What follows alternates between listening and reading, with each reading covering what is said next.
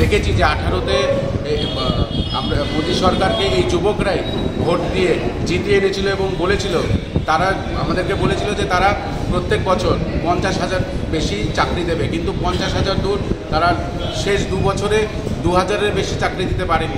2,000 চাকরিও আজকে টলমটল করছে।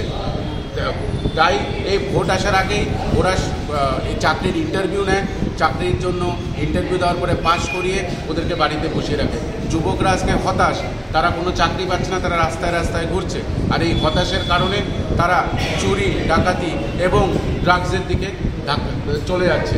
আপনারা দেখবেন যে রাজ্যে নেশা, অধিকাংশ ছেলেরা নেশায় জর্জরিত, আর এই নেশার জর্জরিত হওয়াতে খালি পুরো পরিবারটা ওরা শেষ হয়ে যায়।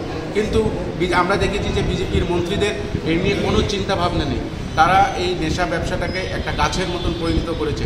মাঝে মধ্যে আপনারা দেখবেন যে গাছকে যেরকম আমরা পাতা কেটে দিয়ে, ডাল কেটে দিয়ে মানুষকে বলি যে না পরিষ্কার হয়ে গেছে বাগান, কিন্তু শিকড়টা রেখে দেয়, সেই শিকড় থেকে আবার গজায়। তারা এই শিকড়টাকে কখনোই এই মাটি থেকে উঠিয়ে ফেলার চেষ্টা করছে না, কারণ এই শিকড়ের ভেতরে রাজ্য সরকারের অনেক মন্ত্রী এবং অনেক নেতারা যুক্ত আছে।